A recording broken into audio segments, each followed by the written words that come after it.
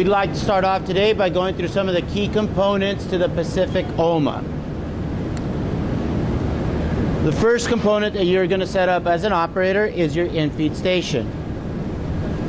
As your trays come in from your sealing and labeling areas, they'll come up this conveyance and then they will be funneled through your push assembly. Your push assembly has two guide rails that can be adjusted.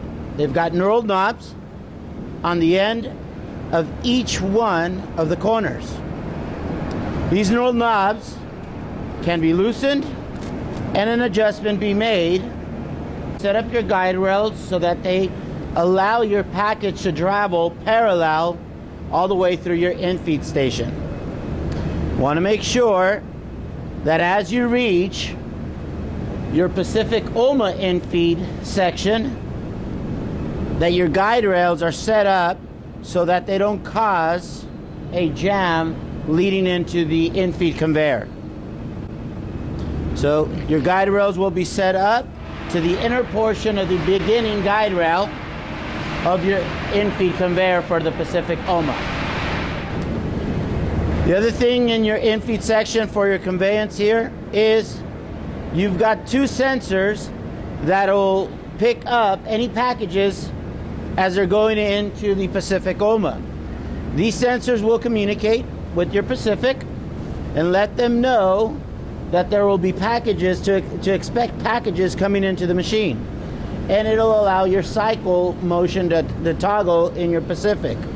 You also have the set of fingers that continuously index into the machine as you're receiving packages. Here, the in-feeder for the Pacific will be able to set their packages in depending on the configuration that you want them. They are movable parts, so you do want to be careful because you've got moving parts that could clip your fingers. So you just have to be careful when you're working in this area. Like I said, you want to check to make sure your sensors are intact and they're not disengaged, or else you won't have proper communication with your Pacific. Next, you'll have your Infeed Conveyor for your Pacific. Once the package travels into this area, you want to make sure to have your guide rails in this area set up as well. They've got to be set up parallel. You've got two knurled knobs on the end of each one of the guide rails that will allow you to funnel your packages as you get into your plow area. Similar concept to your Infeed indexing conveyor guide rails. You want to make sure that as you set up the front portion of the guide rails in your conveyance area, that they are on the inner portion of the plow to not allow any jam ups to happening throughout the traveling of the package. If they're not set up in the inner portion, you could release your knurl knobs, set up your guide rail, and then lock your knurl knobs down. The next portion is you want to make sure you have the right plow assembly in place depending on the packages and the width of the packages that you're running. The plow assembly is pretty simple. It's got basically two nuts that hold it together. If you want to change or are in need of changing the plow assembly, you'll just unloosen your nuts, change out your plow, select your new plow, put it in place, and make sure they're properly tightened down. Next, you want to set up your wings. Your wings work in conjunction with your plow. You want to make sure that your wings are set up right around the brake of the plow. They cannot be outside of the brake, and they can't be too inside of the brake.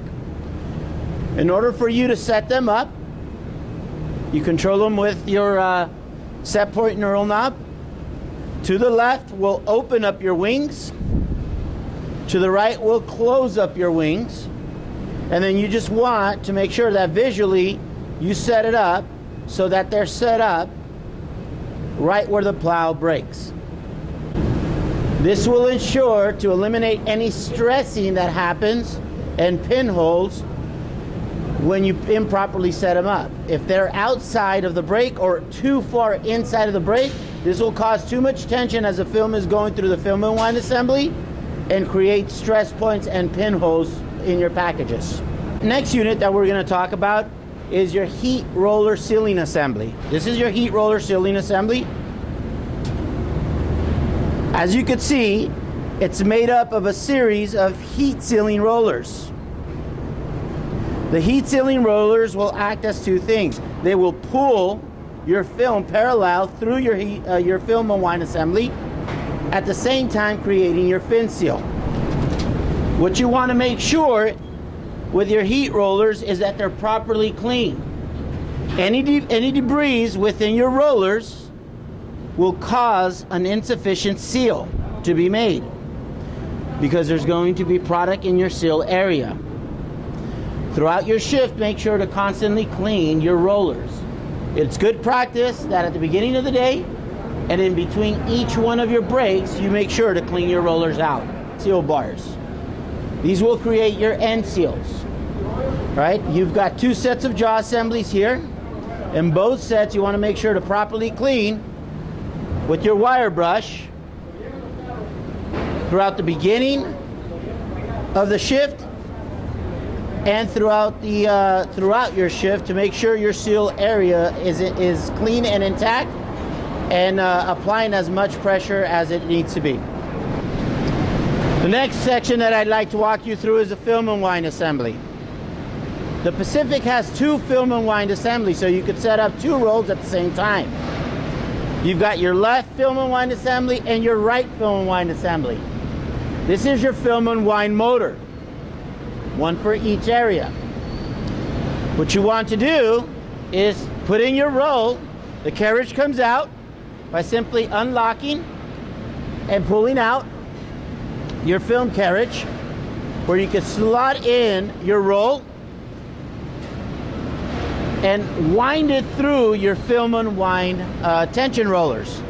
Here's a diagram of your proper film wind process as you migrate through your rollers.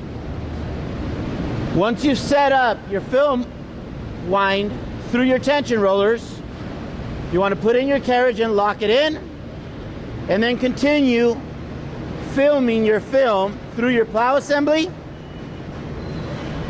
and your plow assembly will begin to form your bag. And as you pull it through your film and wind system, you will then go through your 6 heater rollers and then come out through the back end of your machine.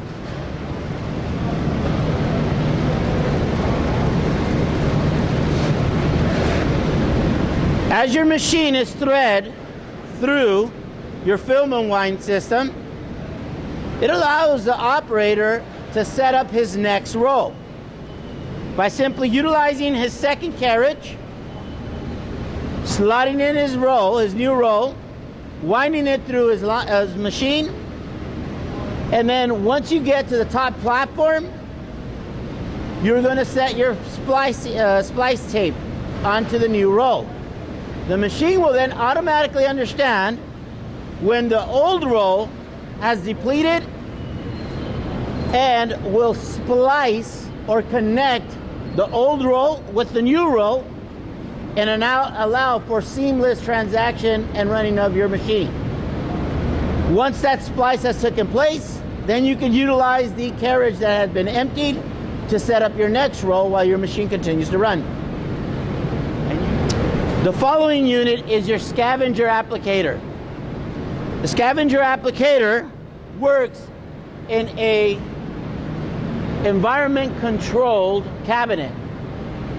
We will flush tri-gas into the cabinet to allow to control the atmosphere within the cabinet so that it can protect the scavengers that are placed within. A scavenger allows us, when applied into each one of the bags, to be able to absorb the oxygen within each one of the sealed units, and it'll allow it to elongate the shelf life of the product itself. In order to load your Scavenger Applicator, you want to open up your cabinet, place your roll into either one of the film and wind rollers, thread your roll through the machine, As you see your threading map here, whether you're utilizing roll 1 or roll 2, simple threading mechanism. And then lock your unit down. Through your operator screen, you will engage the unit, which will allow the tri-gas to go into the cabinet, depressurize the cabinet, and then provide an atmosphere controlled environment for your scavenger applicators. As your scavengers become applied one at a time for each one of the packaging sets, they will activate the scavenger so that once it's sealed, it will begin to react to the atmosphere within the bag sealed unit and begin to dissipate or absorb any of the oxygen trapped within the bag, allowing for elongation of life.